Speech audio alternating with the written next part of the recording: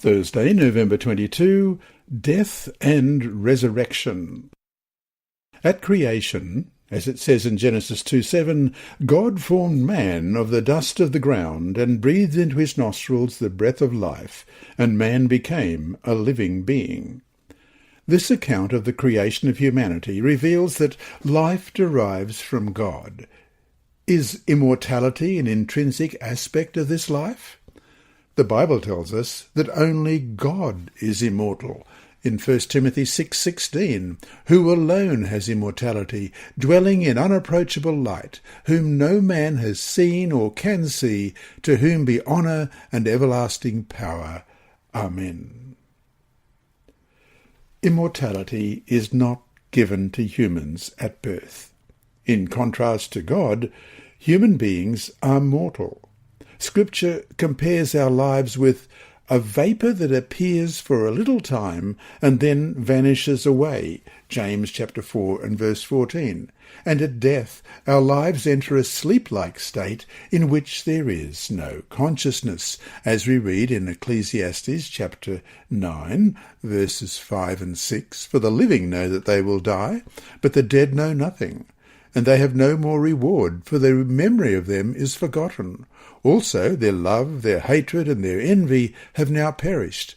Never more will they have a share in anything done under the sun. And in verse 10, Whatever your hand finds to do, do it with your might, for there is no work, or device, or knowledge, or wisdom in the grave where you are going. And Psalm 146, verse 4, His spirit departs, he returns to his earth, in that very day his plans perish. And Psalm 115:17, The dead do not praise the Lord, nor any who go down into silence. And John 11, verses 11 to 15. These things he said, and after that he said to them, Our friend Lazarus sleeps, but I go that I may wake him up. Then his disciples said, Lord, if he sleeps, he will get well. However, Jesus spoke of his death, but they thought that he was speaking about taking rest in sleep. Then Jesus said to them plainly, Lazarus is dead, and I am glad for your sakes that I was not there, that you may believe. Nevertheless, let us go to him. Although people are born mortal and subject to death, the Bible speaks of Jesus Christ as the source of immortality, and tells us that he gives the promise of immortality and eternal life to all those who believe in his salvation.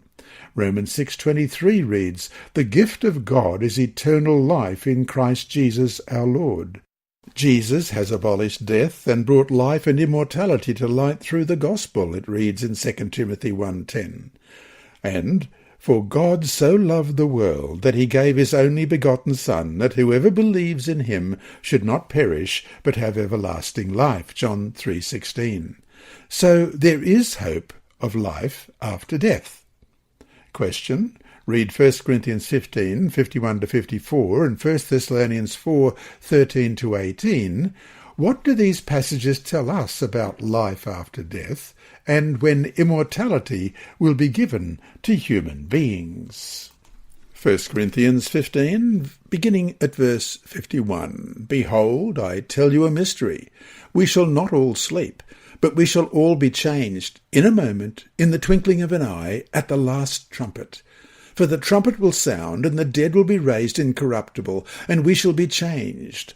For this corruptible must put on incorruption, and this mortal must put on immortality. So, when this corruptible has put on incorruption, and this mortal has put on immortality, then shall be brought to pass the saying that is written, Death is swallowed up in victory.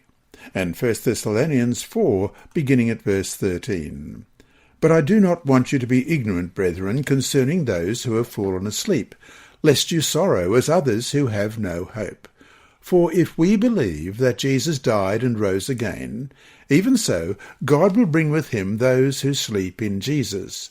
For this we say to you by the word of the Lord, that we who are alive and remain until the coming of the Lord will by no means precede those who are asleep. For the Lord himself will descend from heaven with a shout, with the voice of an archangel, and with the trumpet of God, and the dead in Christ will rise first. Then we who are alive and remain shall be caught up together with them in the clouds to meet the Lord in the air. And thus we shall always be with the Lord. Therefore comfort one another with these words. The Apostle Paul makes it clear that God bestows immortality upon people, not at the moment of death, but rather at the resurrection, when the last trumpet will sound. While believers receive the promise of eternal life at the moment they accept Jesus as their Saviour, immortality is given only at the resurrection. The New Testament knows nothing of the idea of souls going off to heaven immediately at death. This teaching has its roots in paganism, going back to the philosophy of the ancient Greeks, and is not found in either the Old or New Testament. So to finish today, how does our understanding of death help us appreciate even more the promise of the second coming? How does this belief powerfully unite us as Seventh-day Adventists?